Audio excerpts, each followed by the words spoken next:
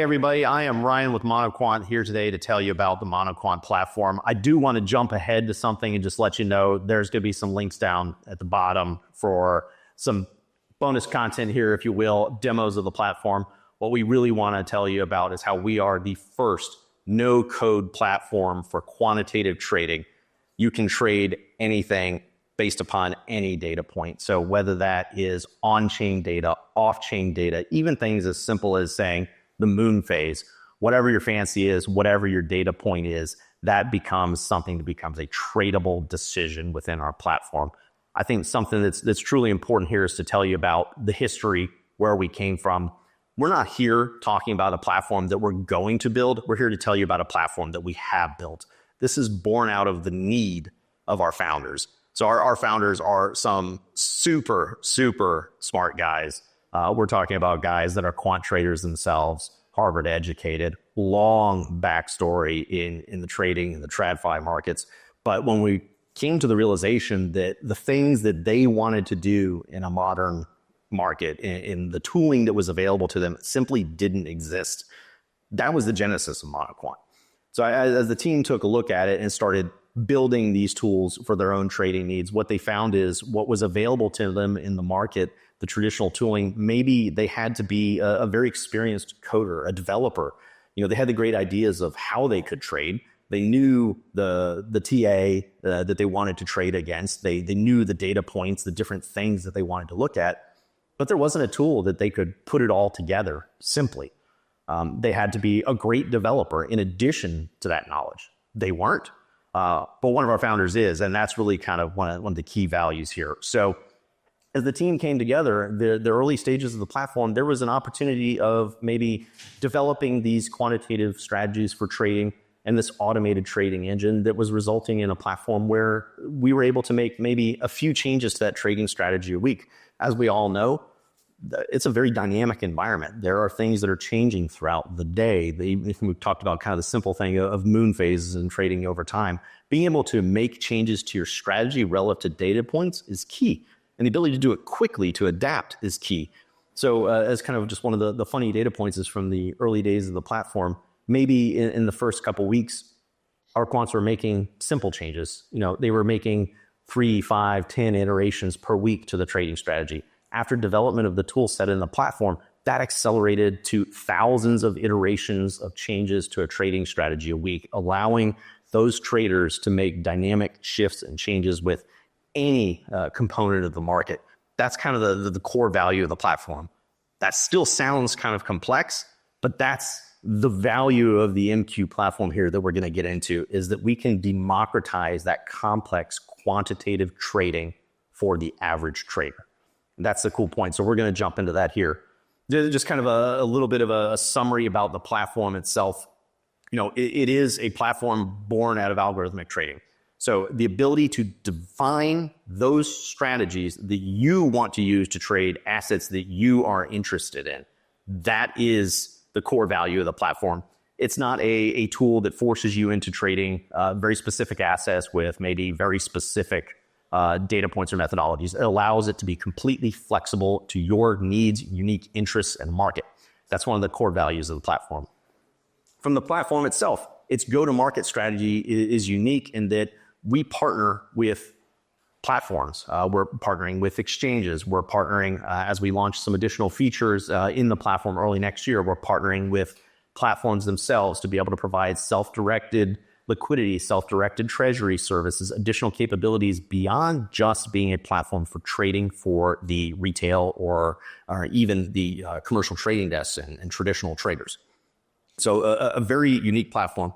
And the big key point here is we're not building, we are launching.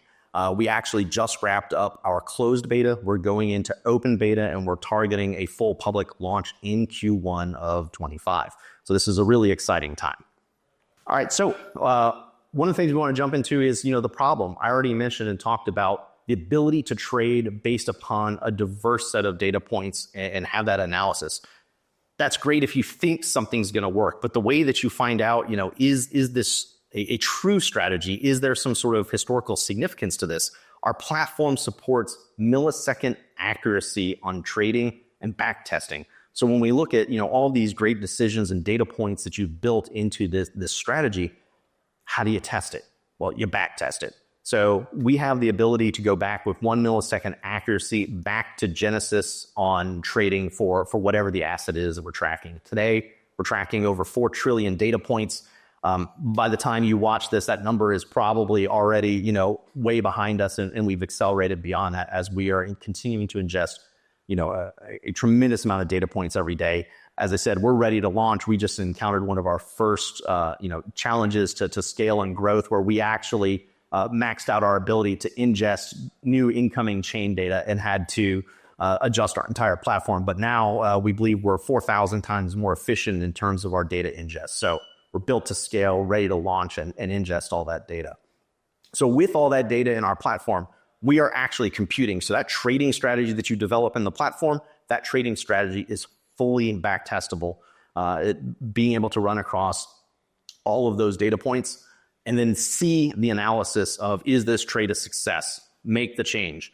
A big component of that is that, as we talked about, this sounds like these are complex things, but there is a core component of our platform, our internal AI, our internal training mechanisms, our social mechanisms that are there to train the user base how to achieve this level of knowledge and this level of operation. So these things that may be something that requires someone with years and years of experience is distilled down into an easily followable model. There's some great social aspects about the platform as well to allow novice traders to follow and copy trade professional traders. And there's a way for those professional traders as well to monetize their skill set.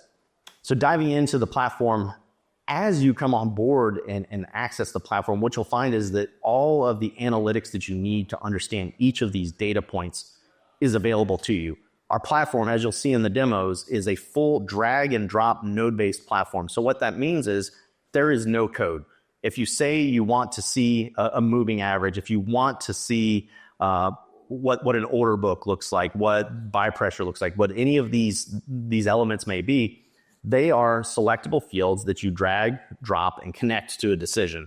So from very simple trading strategies, which are published as a component of our platform, that gives users that base level of understanding of how they can navigate those data points into decisions so that they can decide when to trade, whether that's to buy, whether that's to sell, whether it's more complex strategies that are dealing with things like looking at all the data points that may represent something like a flash crash so that a simple strategy doesn't have them exit a position while the market is just experiencing a flash crash but immediately bounces back. So there's a lot of things that are very advanced in there that help guide the novice trader and also protect them from kind of, say, some of the pitfalls that may exist if they're just kind of thrown out into the wild.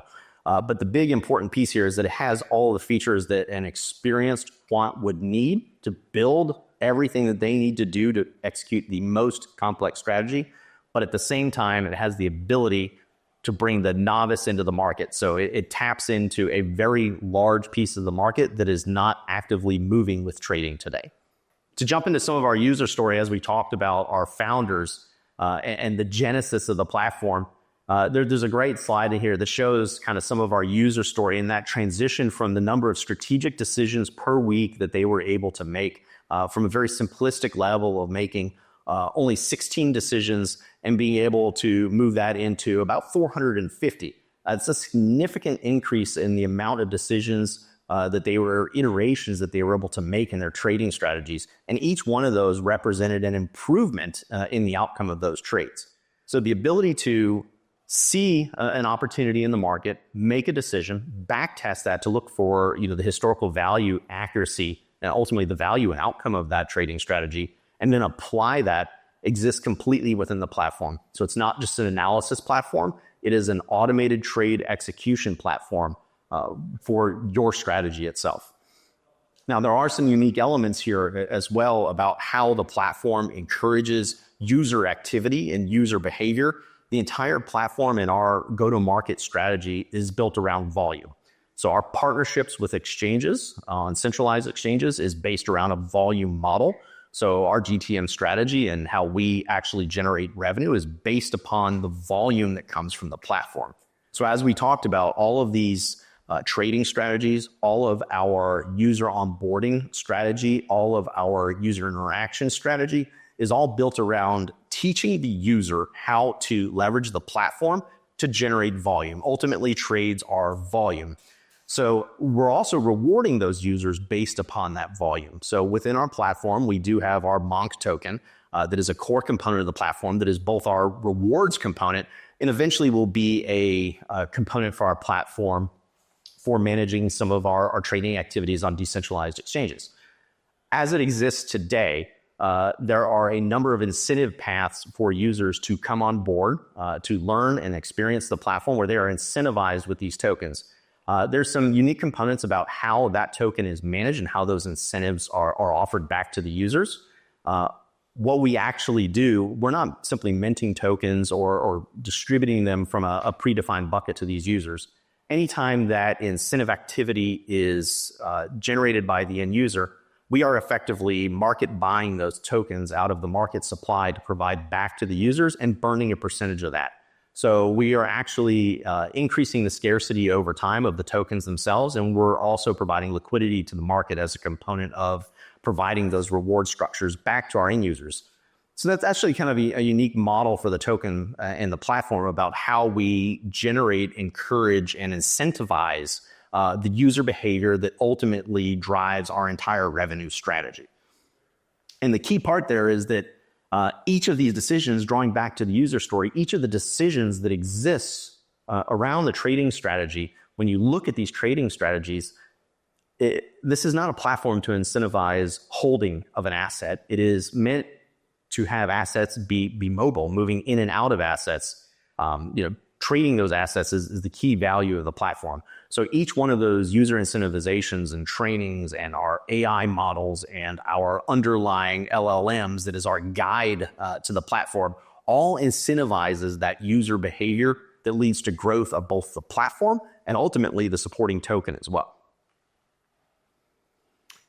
Just some metrics to share with everyone as we did close out our closed beta, and our closed beta was across a broad range of user groups. So everything from the armchair trader that has never touched trading beyond maybe just simply buying an asset on Coinbase or crypto.com or something of that nature, all the way through traditional quants and professional trade desks as well. So we did wrap that up with a number of different partners and exchanges. Through that, we had all of our 4 trillion data points went through. We had over 1,000 users through that cycle. It was incredibly impactful. Lots of great data and feedback from that user base. We've now closed out that closed beta. We are about to launch our open beta, which we're gearing up for. We have rolled out the rest of the infrastructure to support our platform. And we are about ready to launch that. So that's going to be some exciting time for that additional data collection, user interaction as we sprint into our public launch coming in January. Okay, just to kind of address the market as a whole, data analysis platforms and trading interfaces are not something new. This isn't groundbreaking in the sense that it's a platform allowing someone to trade or see their data. There are many great platforms, NinjaTrader, TradingView, 3Commas. There's a bunch of great platforms. But each one of those, if you want to get into a higher level of automation, if you want to get into a level of data analysis, it's incredibly complex. And also, those platforms are all driven on some model of subscription. Whereas Monoquant, there's no subscription, there's no learning curve. It is a drag and drop trading platform that you don't have to make an upfront commitment to of dollars or time. It is simply a platform where you can come in, understand your assets in play, make decisions, learn from others, and execute those trades.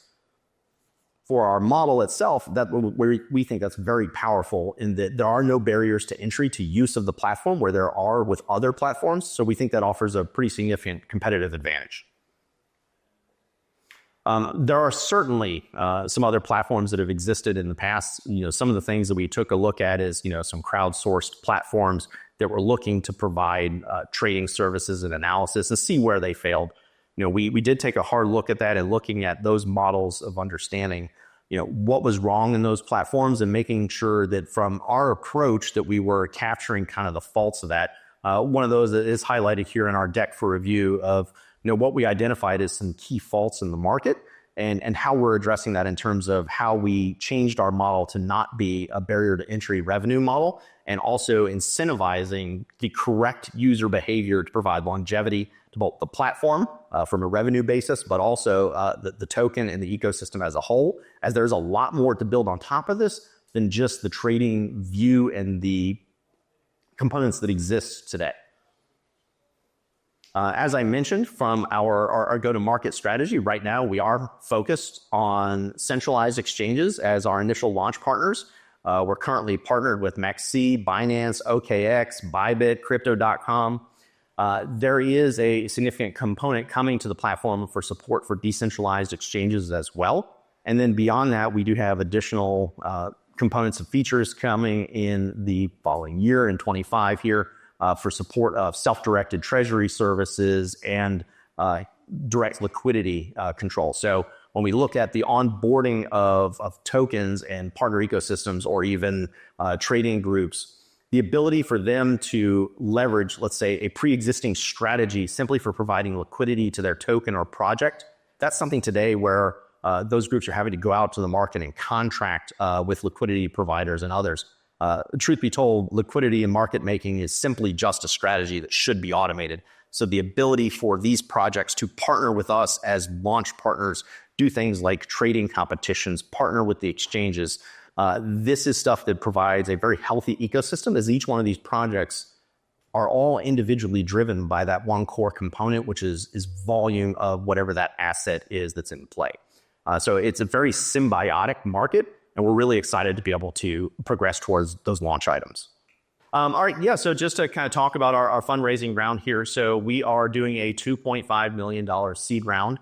This is our first financing round to date. Our tech and platform, as I mentioned, was born out of the need of our internal needs to develop for our own trading strategies. So this is a platform that was fully baked, built, and bootstrapped internally. Now for this round of our $2.5 million round, we've closed out about 1.1 million of that round. There is our partnership and work here with DNA progressing towards closing out that round and some great names coming in to close out the final remainder of the round. So this is our seed round here, and we are again raising for launch. So when we're looking at our use of funds and proceeds here, this is to go towards the remainder of our legal, our marketing and launch fees, and basically our partnerships. So we are effectively code complete, obviously for a development platform, so we're going to continue to iterate. Our team is now 19 strong from our developer side. So we're excited to sprint into January, which is our official product launch. And for us, that's also revenue launch. So that's a key component of the platform to sprint towards that. We're not here to raise to build and hope for future revenue. We're raising to launch. So that 2.5 seed there is to get us to that launch in January and accelerate that component. So I am the CIO. I am responsible for all of our infrastructure, our platform, everything that makes the platform work. When it comes to a quant, I am not. I mean, ultimately, it comes into, it takes a lot of time for we'll say a novice user to build something like that. So obviously, we are going to be partnering with trade desks and true quants that are going to develop some rather complex strategies. Now, the thing with the platform is that everyone's strategy is not open to everyone else. So obviously, it's not visible. Everything is privatized. If you ultimately, let's say you are a trader that has developed a rather significantly complex strategy that has a very high win rate, and you believe you can monetize that by allowing that to be copy traded. Obviously, the more times it's copy traded, there's probably some diminishing returns because it's a large pool competing for the same decision points. Yeah. We do have the capability in there to limit the number of instances or trades or copies against that. But our platform is actually built around incentivizing that quant to make certain strategies available for copy trading, because effectively that trade that becomes copied, they are given a component of the rewards that are earned from the volume that copy trades. So there is a way for them to be incentivized, but at the same time, we do, it's not a hard set number or a fixed number today of having an upper bounds on the number of instances of something being copied. But also back to your specific question about, making something exceptionally large, there's no upper bounds today. No one has broken the platform today. What happens in the back end when those very complex strategies are developed, we have a distributed worker system that effectively takes those strategies and puts them off in an analysis queue. And we're using very large clusters and GPUs and things that are doing those back testing against our data set. So there's not a component of a user potentially stalling the system. And keeping in mind that back testing activity is completely independent of active trading activity. So you would have to build, test, and then deploy your strategy. Once your strategy is deployed, those goes on to dedicated workers. And while we're not focused on something like ultra low latency trading, our working model, and so our deployed workers are actually aligned, and I'll say geographically because that's the easiest way to conceptualize it. We do place these workloads from a network perspective as close as possible to ultimately that trading API that's on the receiving end of those brokerage components. So it's, each worker consumes its actual own individual API connection to the broker thing. So it's a one-to-one worker. So effectively a deployed strategy becomes a worker. So it's one worker. So just the way to conceptualize is when you build this strategy and you deploy this strategy, that strategy becomes its own independent, fully isolated worker. It gets deployed with its encrypted keys and everything as one individual instance, executing only those trades, listening and acting only on the signals that are identified as a component of that strategy. And it sits all off on its own. Fully web-based, drag and drop code. So again, the demo, I would love for everyone to check out the demo. The demo will show you, Dylan will do a great walkthrough of how easy it is and also how complex you can make it, because for true quants, the ability there to bring in very complex mathematical analysis against very different data points exists for them to build that. And then ultimately we support 12 AI models today, continuously adding more. And also for our, I'll say, more advanced user base, if there are certain data points that we don't have available, we have the ability to add custom data points and bring that in as well. So ultimately anything that is a data point, that is effectively a time series value, we have the ability to ingest that. So as we talk about more complex strategies and traditional, large trading desks, if they have specific data sets or proprietary data even that they want to feed into the platform, we have the ability to ingest that, privatize that, and provide that to the platform as well. So our user rewards platform is token based. So as we walk through, you'll see in the slides, there are a walkthrough of pre-TGE, what we call our Zen. So it's basically a rewards platform. So in the early phases of our launch, before the token is launched, our Zen rewards platform rewards users for great promotion behavior. So things like there's a questing system to allow them to achieve these rewards for YouTube posts, Twitter posts, making videos, interaction, and then even completing our training steps. So learning about the platform, unlocking these quests of building their first strategy, doing their first back test. What that translates into a token launch is an allocation of a percentage of those rewards tokens. And then on an ongoing basis, the users are actually rewarded for their volume in a mixture of our Monk token and USDT.